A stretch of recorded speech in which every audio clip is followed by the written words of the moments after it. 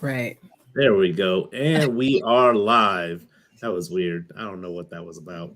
Anyway, we're live. What's going on YouTube and Facebook Live? It's your boy Billy Wroe and And Taralyn Michelle here. Oh my, what a Tuesday. yes, very much so. What a Tuesday. And as always, it's such a pleasure to have you guys. This Tuesday, I think, is going to be lots of fun, maybe a little interesting too. We're going to be talking about success. Some of everything, what that means, what we think it may mean. I don't know what you have to say about this. I'm very curious to know. But it's funny how every week, whatever topic we have, it tends to tie into the previous week. You would think Yes, we planned that, but no. it is not planned that way. It just comes up that way. Yeah. Right. Um for me when I think about this particular topic, I guess I could put it up on the screen. The truth about success. I think about the gaps in the story of success. Some people think of it almost if I was watching a TV show and 1 minute they're dealing with adversity, you come back from the commercial and that adversity is gone, but there's really no information as to how that adversity was overcome. And so when I think about the truth about success, I think we really got to start telling people about like the gritty and the grimy parts of success. When I originally sent you this topic, um, we were talking, or I sent you that video where the lady shot the basketball and it toilet bowled in and then out, but she didn't see it go out. She thought Yeah. it went in, and the guy was just like, "Yeah, great shot." Like, no, you missed the shot, and it's okay to tell a person, "Oh man, that was close. You missed it." But to make them feel as if they succeeded when they didn't succeed and you know they didn't succeed, you got to start being more truthful about success. So for me, it's really the truth about success is about sharing the entire story of success, the challenges that come with success, the grief that can come with success, and then some of the fears that come with success. That's what it means for me. But what does it mean for you?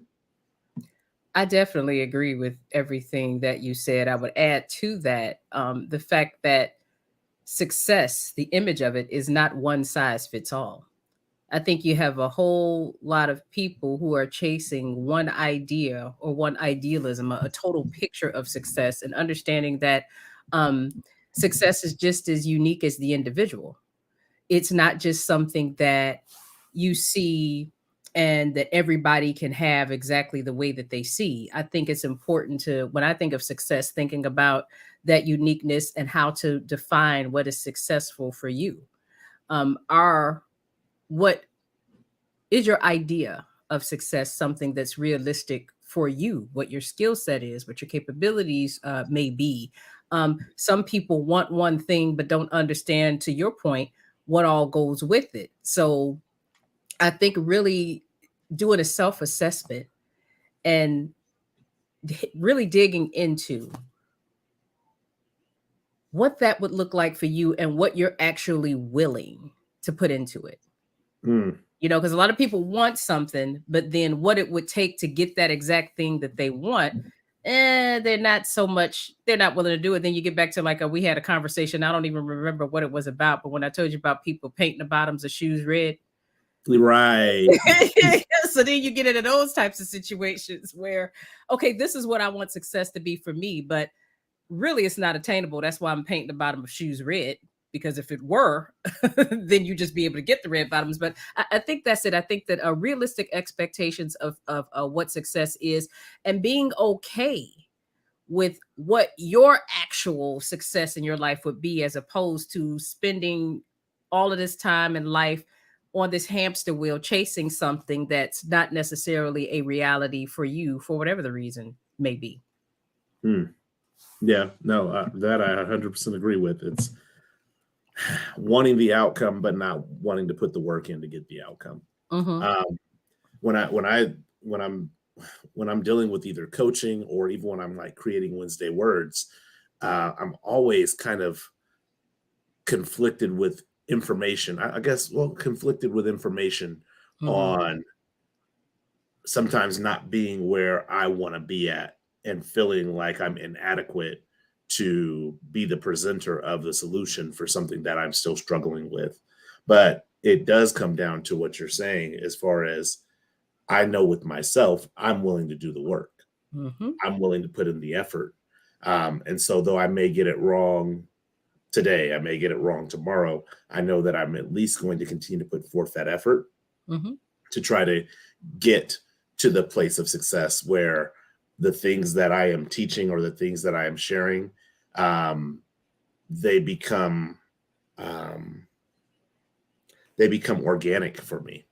Yeah. Um, and that is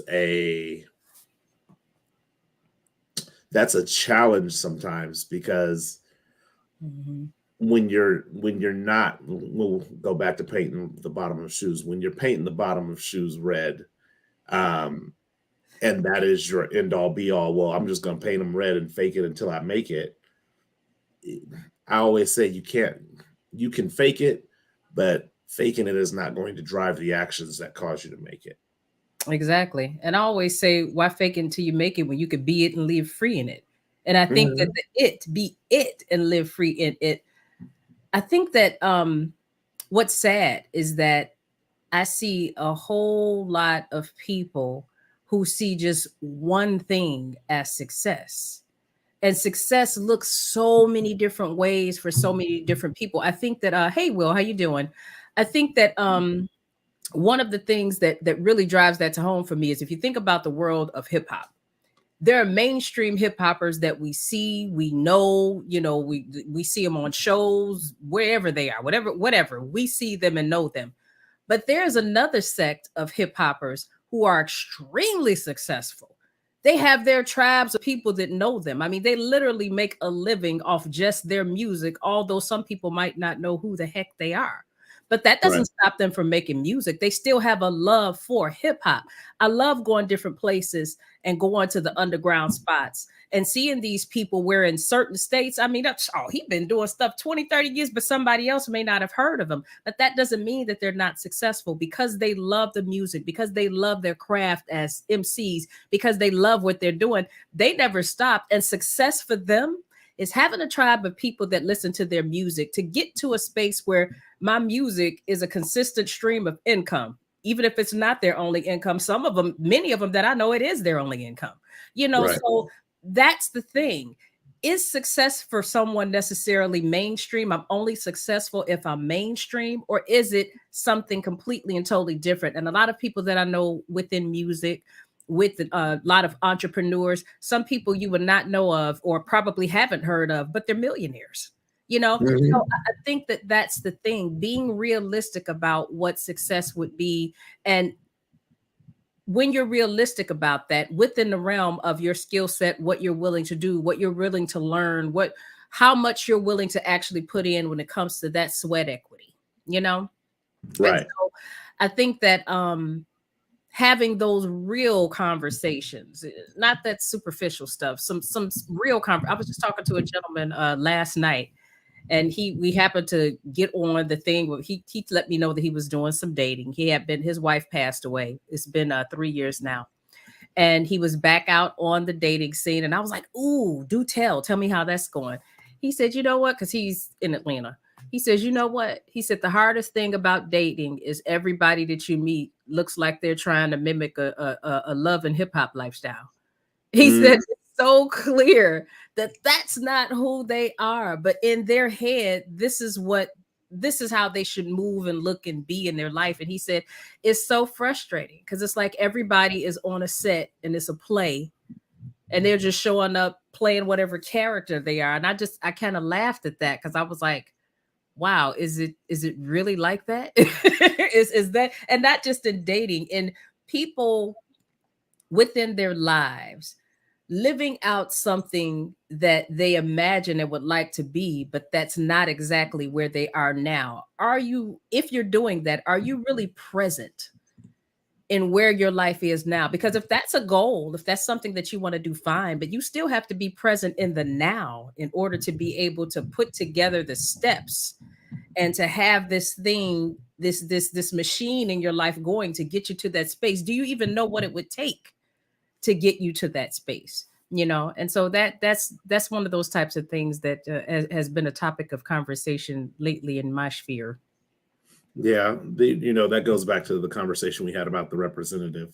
Yeah. Um, and people are attempting to be what they think people will perceive them as successful.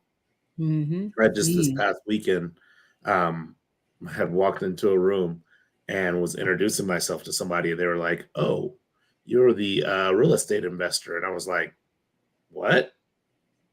And they were like, "You're the real estate investor," and I was like, "I mean, I have a couple of rentals, but it's not how I would lead on introducing who I am." Mm-hmm. It is, to me, it's like, as much as people, well, when I was dating, as much as people would try to give off this persona of success and independence and financial stability, for me, I was like, you don't need to know what I make. Just know that I could afford this date. That's all you need to know. Is I could afford this date. But I you could know how many afford people would have latched on to that? You see how he threw that label at you, and that wasn't something that you subscribed to. So you like, huh? But then I've noticed that when I'm in situations and people do that, throw a label at me, if you accept it, then now that gives them permission to throw out what their label is for them. It's the weirdest thing. I've seen it happen before.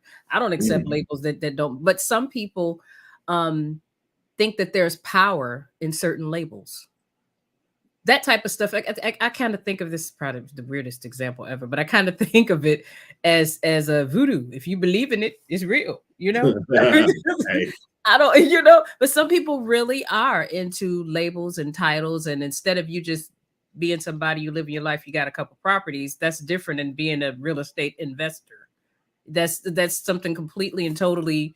When I think of that, and not to, of course, I'm not minimizing anything you do, but when I think of that, I think there are some people that's like all they do, and they have like 20, 30, 100 properties. That's literally like what they do, right. like what they do. Common ones of us who have a few here or there. I don't know that that would necessarily be a real estate investor, but I mean, maybe to that person it is. I don't know, but I just know that labels thing can sometimes be. Some people are really into labels and they're really into titles. I don't think Yeah. there's anything wrong with it. It's just I think you're right about having that ability to cast an identity onto somebody so that you can share your identity. I'm a pretty down to earth person. It's funny, like even writing a book where people are like, don't go all Hollywood and don't, be all brand new. And I'm like, you should probably know that writing a book is not going to change who I am. Like, it's in some days it is still surreal to me that I have even written a book. mhm. So it's really hard to like lead with, oh, I'm an author. I am an author, but there's other things that I am that have nothing to do with being an author. I'm a YouTube personality, but there's other things that I do that have nothing to do with being a YouTube personality. Um, and so I believe you're right in that aspect. Now, when it comes to the truth about success, I think you're onto something about putting things into perspective. Whereas, like you said, for that person, maybe having a couple properties as rentals makes you a real estate investor. But for people like you and I, we're like, yeah, I need to have like 20, 30 properties before I'm like maybe 10, 15 before I'm a real estate investor. Because I And know some real estate investors. right. And maybe I need to not have to go to work because right now I have to go to work. Right. So um those are those moments of truth about success where it gives us an opportunity, and even in that opportunity I was like, yeah, that's not something I would say I am, but okay. That's how you Like, see it. I was giving that moment of truth, like, I'm that's not my persona, because Fortunately, I was exposed to real estate investors early in life. And being exposed to them early in life, what that showed me was like, these are everyday people. Like, I remember I had one guy when I worked for Wells Fargo. He came up to do a deposit. He had just, this is back when you could pay 10 cents for a copy. And he had just left the copy machine, stood in line, came to give his checks for deposit. And he was like, I'm missing like $13,000. And he's like, goes back to the copy machine and he left his checks on the copy machine. Like, there's no way that I'm gonna leave $13,000 on the copy machine. That's the first thing. I'm like, we cannot lose these checks. These checks, Mhm. we gotta have these checks. But that gave me this regular dressed in sweats dude, not a lot of jewelry, not a lot of flashiness, just a everyday person. It gave me a perspective of how you can be a real estate investor, but still live a very basic and moderate life. Exactly. Um, and I feel like when it comes to the truth about success, we sometimes as a society only think that a person is successful if they have some kind of status Yep. in society's eyes. But like you said, you could have 50,000 sold on an underground album and make $250,000 in the year. To Yep. me, that's success, Absolutely. regardless if people know you or not. Absolutely. And there are so many different things. Oh, I have to say this. If anybody wants to join us on stage, all you have to do is click the link. Hello, Mhm. Rashida. Hello, Tammy. That's one of the things that I think is so important because I've never been one. You and I have in common that we're very down to earth people. I've never been one to feel as though I needed a particular label or status in other people's eyes because I remember being in different conversations where actually it's quite annoying to me, where you have a bunch of people who are in a room who have a graduate education, doctorate, whatever the thing is, and everybody's sitting around throwing around their degrees and their schools. They lead with like a resume. It's like we can't like have a conversation because everybody has to pee in the middle of the floor and see whose pee is the brightest yellow. I guess I don't know, but Right.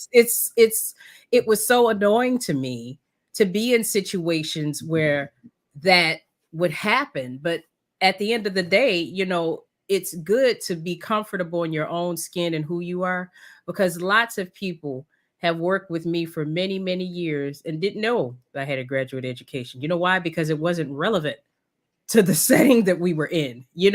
So there are lots of things about me that if I were in a circle, people would be surprised to know. But I've never been defined by that. I don't feel as though that necessarily is success. It's like how you say finishing your book, you becoming an author, that's something that you accomplished. That's not all of who Billy is. Your Right. properties, that's something you've accomplished. That's not all of who Billy is. I feel the same way about the things that I've accomplished. But if I'm completely and totally honest, it took some time. I remember back in my early 20s, I felt as though I needed a particular label to feel successful, a specific title or something like that. I still wasn't clear about who I was or even where I was going. So then now, fast forward to being at a space where there's all these different things I've accomplished, all these different things that I've done, all the different places that I've had the opportunity to go, experiences that I've had. Many of those things, actually, my family trips about it because there's so many things about me that people don't know that they wonder why, especially because they see me around doing things now, why they don't ever hear about them because it's not relevant. Mm.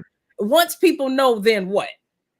The people who need to know if there's some business that I'm conducting or something that I'm doing where that particular thing that I've acquired or something that I've done or credential that I've had makes sense, then okay. But to just be in a circle throwing out different crap that I've done for what?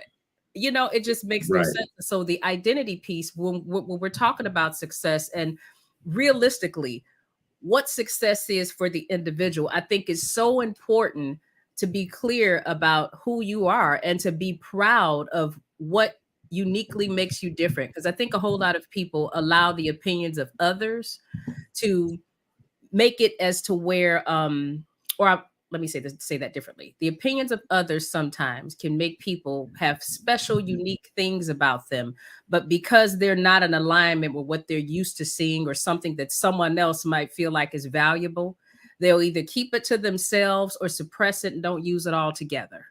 I think that Hmm. embracing the uniqueness, the things about us that are different, and knowing that that is tied into what our unique journey would be and inevitably success. That's the secret sauce. What success is going to end up being for us. I think embracing that and becoming comfortable with that is a part of being able to connect to what the truth about success would be for you and be okay with it not looking like what anybody else would have done, because my life doesn't look, I mean, there are aspects of what I do, being a professional coach, being a professional ghostwriter, doing the things that, there are aspects of what I do that may resemble something someone else has done because I'm in the coaching sphere, but there are very unique things about me that I'm the only ghostwriter that I know in my circle, professional one. I Right. don't know of any other ones, you know.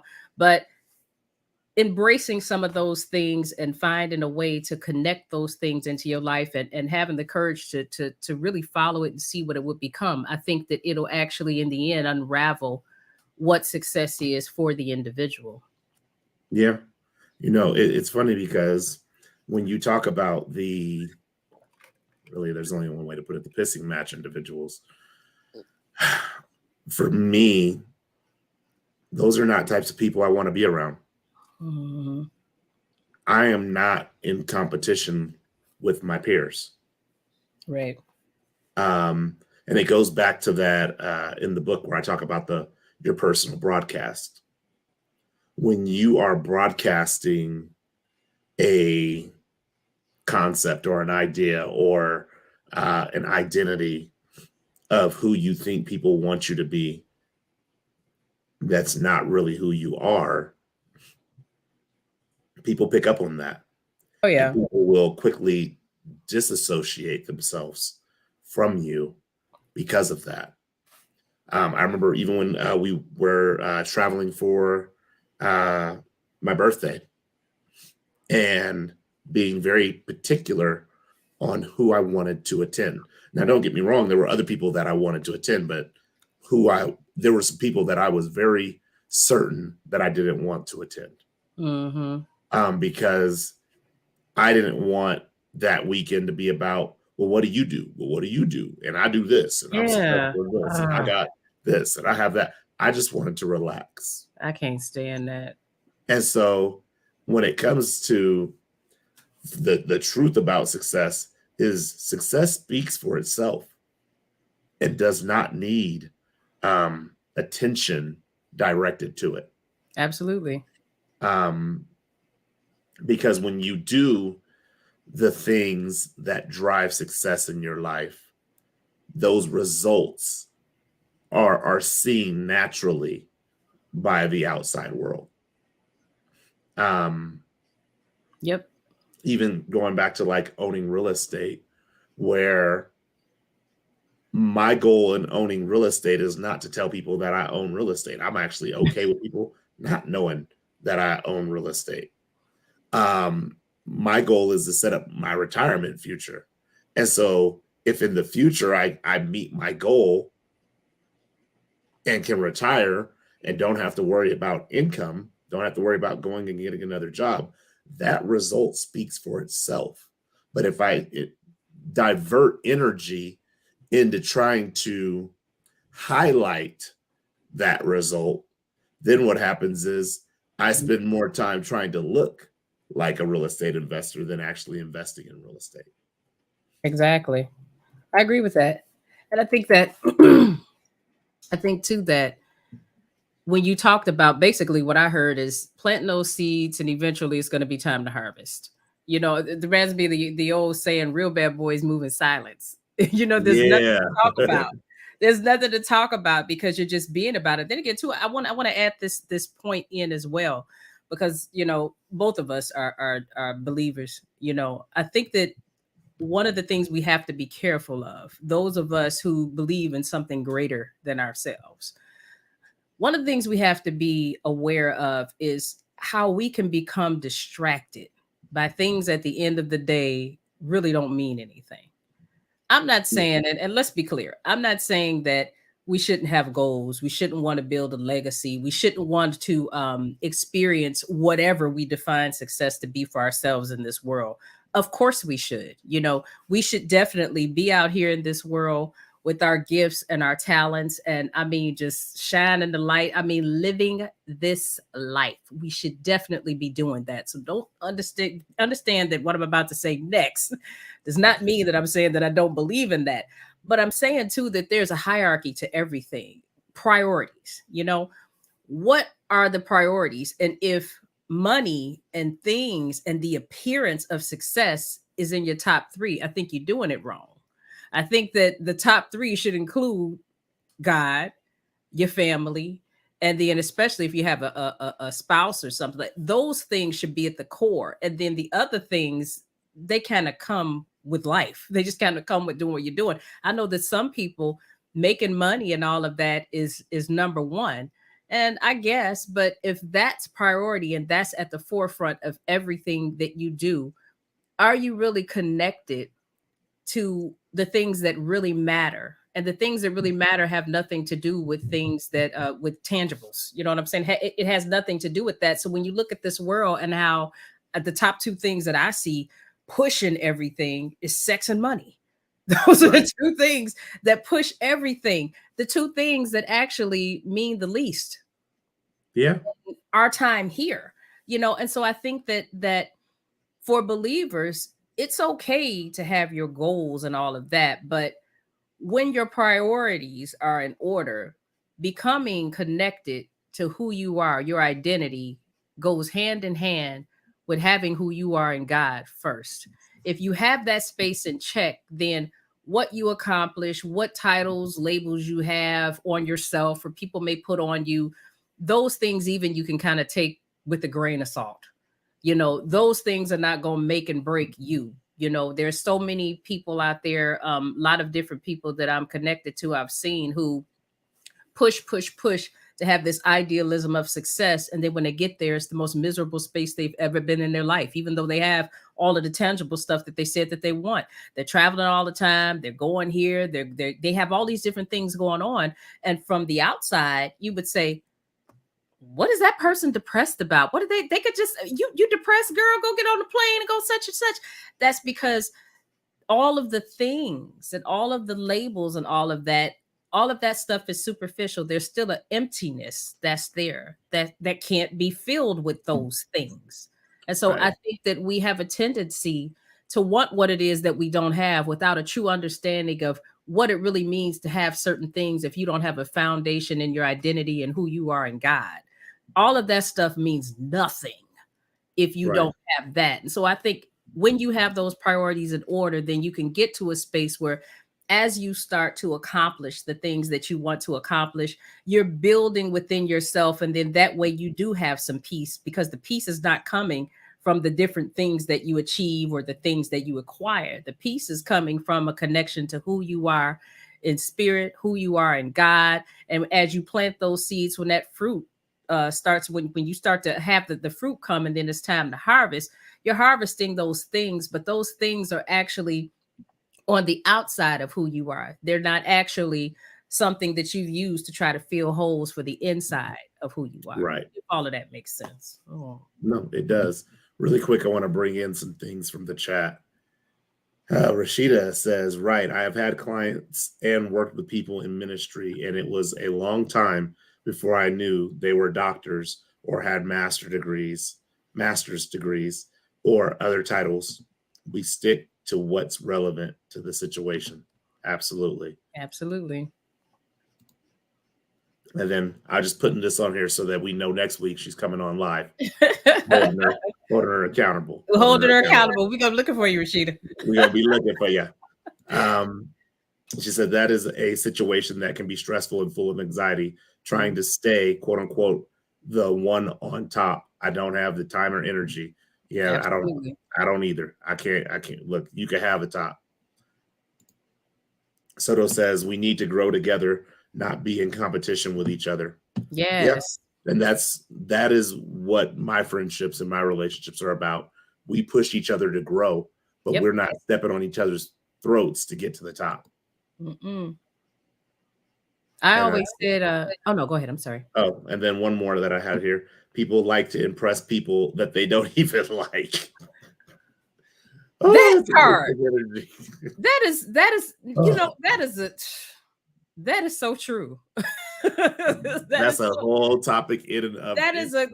what that is a complete show. That's like people look at how many likes they get from perfect strangers who are not going to remember anything about what they like in 2 seconds after they like it. Who cares? No one Right. cares. No one cares. But yeah, that's a real thing there. Whew. That's funny. I'm Yeah. trying not to cough, but that's super funny. No. People like to impress people that they don't even like. Mm-hmm. Man, Mm-hmm. And that thing there, that's from within. When you're cool with you, it doesn't matter who likes you or who doesn't. I don't even notice. I know when I was younger, I used to, but I don't even notice. So much flies right over my head. And a lot of people think that I've had it said to me, I mean, you just don't give a damn. No, I really don't. right. But that's it's so important to have people around you where each individual they're competing against themselves, their own greatness. They're sharpening their skills, they're learning, we're not all just crabs in the barrel trying to pull each other down for what. But when you don't have the truth of what success is for you, then it will make you start to look outside of yourself at what looks good and try to mimic different things. I remember, like I said, in my 20s, trying to try on different things to see what fit. I didn't know at the time that I was doing that it stemmed from me not knowing who I was. And Mm, because I didn't know that I didn't know who I was trying to find what that was supposed to be. Then it's really easy to grab on to external things to do that, be it the titles with the degrees, the this, the that. Well, yeah, I like to do that, so I guess I'll be that. But that doesn't mean I didn't know that I needed to really figure out who I was just because I like doing something, or I think I like the idea. Because when you go to a lot of young folks to go to college, they like the idea of certain things, but right. that doesn't necessarily mean that that's going to be a good fit for them and for an entire lifetime, for a career. That's why a lot of people go really young, finish, and then don't even end up doing that and go back and do something else because they didn't know who they were when they chose it. Right. They just figured it would be something that they like to do. And so going through that space in life of not being clear about who I was and not even knowing that I wasn't clear about that and trying on different things that fit. That's why when it finally connected one day, that I don't care what you try on, I don't care how much you do, I don't care how much you accomplish. If it's not an extension of who you were created to be, you're going to be miserable. So you need to True. pause and figure that out. So that's I think that all of us to some degree, most of us, I won't say all of us, I think most of us make that journey. And I actually think that it's by divine design that we do, because if we didn't make that journey through the wilderness, then why ever would we pause to choose to learn more about who the creator created us to be anyway? Why would we pause to do it if we didn't have those experiences? Right. So I want to ask you a question in regards to how do we share a truthful story about what it takes to achieve success without having that boastful mentality? Um, Mm. like, for instance, being an analyst. Um, it is something that comes to me naturally, but I still have to work for it. Sure. Yeah. And when people, I remember when I would be in the call, when I was in the call center and I transitioned to doing analyst work, people would always say things like, "You're lucky that you're doing analyst work and you're not on the phones anymore. You're lucky. You're lucky." And it really had nothing to do with luck. It had to do with being prepared for the opportunity when the opportunity presented itself. Hmm. So, how do you convey that work and that intentional effort to those who may think it's a process of luck without being boastful about the work that you had to do? Well, here's the thing. This is just what I believe. I believe that exactly the way you just did it is the way that it should be done because that's the reality. Now, some people are not going to be in a space to receive it. And that's because a lot of people who would take exactly what you said, the way that, because see, I'm that straight up coach. You know that. You don't work with me if you need to be soft pedaled and give it to me. I'm not offensive toward people or disrespectful, but listen, neither one of us have time for games. So Right. some people, depending on where they are and how cool they are with personal accountability and responsibility, if that's just something that they avoid and that they're not comfortable with, there's no way that you can say anything that's not going to be offensive to them or that they're not going to take as boastful or something. They're going to take it the way that they take it, not because of the way that you said it, but because of the things in them which still need to be fixed, and they're not comfortable with sitting in the discomfort of that and addressing that those things need to be addressed. So to answer your question, I think that just straight up and honest about it. You know, this had little to do with the luck.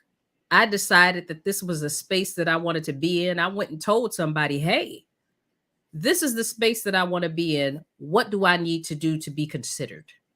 And then once they told me, I immediately started to practically apply those things and learn through practically applying them that, hey, I'm pretty good at this. Mm. And so then, in addition to what they told me I needed to do, I was reading, I was researching, I was teaching myself different skills on the side because I was checking the job description. I was preparing behind the scenes to do that. Then that way, when it came up and they went to look at what it was that I had, how I would match up with this, I made sure that I checked those boxes.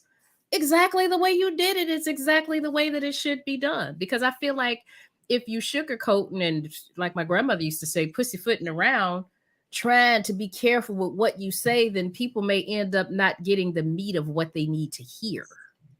Mm. I think it should just be said. And for those who are ready and willing to hear it, they're going to hear it. And for those who are not, they're not. Our message is not for everybody. This It's is only true. for those who are ready to receive what it is that we have. And we know this as servants. Taralyn's tribe is not everybody. Right. And I'm so okay with that. I'm not for everybody. And I thank God for that because I don't want to deal with everybody. Mm-mm. So there have been a few people who've reached out to me and it wasn't a good fit. Not I declined them. You know what I'm saying? So our message is going to be for those who are meant to hear it. And those who are meant to hear it are not going to see it as boastful. It's not, they're not going to see it as it being a way in which you're putting somebody down or minimizing them. They're going to see it as, wow, okay, so I can do this to be prepared. It's going to be tea to them because they didn't know. Right. That's how I see that situation. Okay. Now, with you, because you're one who's you're always very intentional and very deliberate about the different moves that you make. And one of the things that we have in common, but I think that you do so much better than me, is your life is a huge chessboard for you. You're always several moves ahead, or at least you try to be. So with that being said, someone listening who's trying to be more intentional and more deliberate about things, but maybe don't quite have the insight to be able to do it, how would someone hone that skill? How would someone be able to position themselves with a particular mindset that would help them to be able to define a scope for what it is that they want to do and start to be intentional and deliberate about putting those different things together in their life? Um, I think it is a combination of two things. The first thing being bite-sized goals. Um, it's really difficult to know where you're going in the entirety of your life. Of course, yeah. So going back to what you said about a college student who goes to college, gets a degree in something, and is like, I don't even like this. Bite-sized goals. When you have smaller goals, you kind of have the ability to kind of pivot within situations like school. Oh, you know what? After taking this science course, I decided I don't want to be a biochemist. I can pivot, intentionally pivot, and move towards a different, smaller goal. Um, but from the other side of it, outside of the bite-sized goals, I think it's very much about knowing where you're going. So they kind of play in hand. It's the bite-sized goal, but understanding where you're going to in the micro, not the macro. And so for me, and I mean, I've had this conversation a couple of times, I think, even with you, where Hmm. the what ifs don't really serve me very well. Right. Having all these hypotheticals doesn't serve me very well. But even with like writing the book, understanding that the overall goal was to write the book, but you can only write one chapter at a time. Right. And so having that bite sized goal made it very intentional for me to be able to be in a chapter and work and write that chapter and then know when I was at the end of that chapter and know not only I was at the end of that chapter, what I was going into next for the next bite sized goal. Yeah. And that allowed me to be very intentional in my writing and to be very um, uh, be in alignment with the information that was flowing through me at that time because everything was bite sized. It wasn't like I have to get from chapter 1 to chapter 13. It was I have to get from chapter 1 to chapter 2. Hmm. And so what that looks like is a much easier strategy to develop than trying to develop the entirety of the strategy for the book to chapter 13. And so I think that's how I've always looked at when I'm creating a strategy or creating intentionality in my life. Hmm. What's the small goal Yeah. that I'm trying to hit? Because once I hit that small goal, it lets me know if I need to pivot. Yeah. Like And if then I I, wrote, oh, oh, no, go no, ahead. no, go ahead. No, because you made me think of something because when I think about you going along the process of writing your book, and then the same thing with me during the writing, those small goals or small steps that you take, it starts to broaden the overall picture. Sometimes I Correct. think a lot of the time what stops people is them saying, man, I lack vision, clarity, I can't see the whole thing. But those small steps that you were talking about is what puts, it's like puzzle pieces that as you Hmm. start to do them, it starts to put the bigger picture together. And so then allowing yourself to have those bite-sized goals and for the picture to develop, for the things to be filled. I remember so vividly when you would send me a chapter and I'm read the chapter and then you'd be working on something else and you might get a couple chapters ahead and think about something that would have been a good fit couple chapters back, and the whole picture just starting to come together as you did it. So yeah, yeah, definitely. And as authors, it's weird because it wasn't until you said it like that that I realized, yeah, that's exactly how that goes down. Right. I wouldn't have articulated it that same way because I didn't see it that way to just now, but that is exactly the way that it goes down. Yeah. It looks like Soto Jose had a question. Mhm. How do you approach a successful person if you want to learn and do better in life? Well, I would say, first of all, because success is subjective, just because you don't have what a person has now doesn't mean that you're not successful in your own right and that you're just going to be building upon that. The reason why I say that is that own that you're successful, like right now. There are a whole lot of people who haven't accomplished or experienced the things that you already have. So when you have that mindset going to that particular person, understanding that when it comes to a lot of innate qualities, there's some equality there, then that squashes a whole bunch of the nerves associated with it. But them just accomplishing something doesn't make them anything more than, just like Billy said earlier, a regular person. I would just, what I do, because I'm surrounded by tons of amazing people, be yourself, have a conversation. Hey, I love what it is that you've done, and I would love to sit down and have a conversation with you. Can we do lunch or something sometime? I would like to learn from you. How would we go about doing that? Right.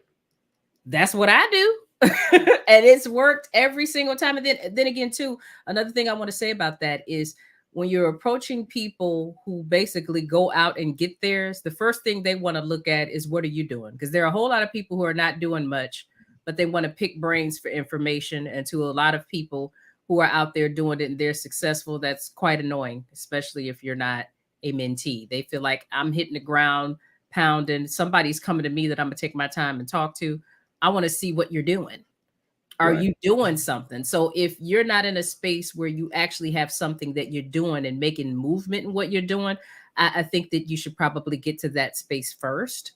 But once you get to a space where you're making some movement, hey, they're just regular people. Just have a conversation. And a lot of times, one of the things that's been surprising to me was it's not now, but it was in the beginning when I was a little nervous. Oh my God, I want to talk to them. Is a lot of the times when they see you moving, so many of them, so many people would be impressed by what it is that you're doing. We tend to see people one way and think that we don't fit into that box or we don't fit into that sphere. And actually, we do. We Right. do. They like to meet people who are out there grinding, trying to make it happen. And the first thing they're like is, hey, I'm glad you asked me. Let's sit down because I want to be a part of what you're doing. How can we add value to each other? So that's been my experience with that. I definitely wouldn't be intimidated by it. Right. I think you're spot on. It's just treat them like an everyday person. Yeah. And in doing that, you actually, if they are offended because you're treating them as an everyday person, that to me sheds light on the fact that they are doing it for show and not doing it out of a space of sincerity. Absolutely. Um, but I mean, even in business, where the organization that I've worked in, um, I've I've gone and acquired mentors just because I was like, hey, look, I want to have a conversation with you, get to know you, want to have regular ongoing conversations with you, or just a conversation with you. And people are typically open to that. Yeah. So if there is somebody that you perceive is successful, first I would understand what it is, what your perception of that success is, what makes you think that they are successful, Yeah. um, and then ask yourself, what is it that you would be trying to replicate uh, from their grind in your life to help you achieve another level of success? Because I believe exactly what Taralyn said, that we are all successful in our own right. Yep. Um, and so it's about understanding what that replication process looks like to enhance the success that we already have. If we're going there looking for, in a book, Steve White talks about a hand up, not a hand out. If we go there Yes. looking for a hand out, um, typically people who have worked to get theirs are not interested in giving a hand out, but they Right. are interested in giving a hand up to help somebody get to the space that they may be a couple of steps ahead of them. Yeah. So it's really about treating them as if they are an everyday person, and approaching them as such. Because the moment you try to put them on this pedestal, if they are not that type of person, it's going to be a turnoff, and they're going to think they just want some kind of status. Yep. If they are that type of person, and you approach them as an everyday person, and they feel offended because you're not respecting their accolades, yeah, that's not somebody I would approach for mentorship, because yeah, they still Definitely have want some to. work, still have some work to do. Oh, and I would, got to add this point too. When you do approach them, think about, first of all, there's what you see on the outside that everyone else sees, but try to get to know a little bit about them, because I wouldn't approach anybody without some way in mind that I could add value to what they're doing. I don't want them to think that they're just sitting down talking to me and me learning from them, because absolutely that's a part of what I want to do. But I want to be able to learn from you, not only because I admire your grind, I admire what you're doing, but hey, this is what I'm doing. And I feel like this would be of value to you. So I always I lead with, how I can add value to what you're doing. And because I've gotten to know a little bit about them, sometimes you could be wrong. I haven't been yet, but there's, when you say how it is that you can add value, somebody in business is always looking for an opportunity to have another branch on their tree, you Right. know? So definitely come with how you add value, and yeah, just go for it. Go for it. Looks like we got some more comments. Lady Rose says, yes, allow the picture to develop goal by goal, or you will be disappointed when it doesn't come together because it's expected right away. Yep. Definitely. Also says, I totally love what you're saying and totally agree. Rashida says, I'm learning that. Mhm. And Lady Rose says, realize how successful you look or actually are to someone else who is not where you are yet. Yeah, this is why we're all successful in our own right. Yep. It goes back to, before I was a homeowner, I was a renter. Mhm. Um, but that is a form of success to somebody who doesn't have the ability to pay for rent on their own. Right. Like, and so you're successful at every step. And I think what happens is as we begin to focus on the wrong things, on the wrong parts of success, Mhm. um, we begin to fall backwards. And so we go from achieving success to losing our footing and slipping back on those moments of success. And we kind of begin to lose um, the Yeah. gratitude of the understanding of where we actually came from. Yeah. Like there was a time where this level of inflation would have put me in a bad spot. Mhm. Not that I'm just balling out and can deal with all inflation, but I'm very grateful that I have the financial means to acquire things with the income that I earn. To be able to like go this past week and see a friend graduate and be there live. Like I'm very grateful for that. Um, and I'm not grateful for it because it makes me appear successful. I'm grateful for it because it gives me the opportunity to further foster the depth of the relationship with individuals.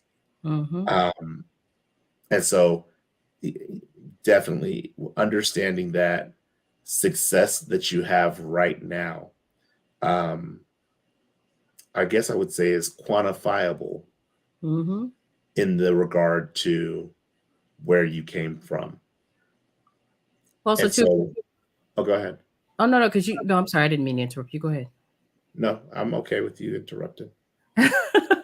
No, I was just thinking as you were saying that, as I was listening you to, describing being able to go and have that support for that friend, something like that, that is a little piece of your life, a little piece of your puzzle. If you're not in a space where you can see success in the little things, and how do you ever paint the big picture of success? You can't, because what will Right, happen is emotionally and spiritually you'll become depleted, because in your mind you're so busy looking at the big picture, or for a lot of people the end result. I don't think there's ever really an end. We never stop. What happens is you get too old and you just can't do things you used to do. But right, if all you're ever looking at is the end game, and not taking time to appreciate all of the little steps that you've made on the rung of the ladder that's your life, if you don't really appreciate, have that gratitude that you talked about for the little things, you'll just be so burnt out emotionally and spiritually. And then that's how depression sets in, that's how numbing sets in, that's how you have all these different things that we bring into our life that are negative, that suck from us, because we don't know how to see exactly where we are, the spaces in which we've been successful at things that we've done. That's what people always use the buzz phrase, be content in the state that you're in. Well, that's what that means. Being mm, able to connect to the things that you've done right, even if they're small. Because if you spend more time, like you said, with that gratitude and giving yourself grace and appreciating those little things, then that's how you keep the mental and spiritual space that you need to get to the bigger things. right. I agree. Well, we are actually, that was quick. We're coming up on time. Are we? Look at this. Ugh, It didn't even feel like it didn't even feel like we were there already. yes. Um, well, I guess we will start winding it down. I guess I'll give you the final thought on the topic. I think my final thought would be that he said no every week with you. Every Uh, week. More, please. You get us every Tuesday. You get us every Tuesday. But here's the thing. I think that my final thought would be at the end of the day, get real with the little things within your life that you've successfully executed.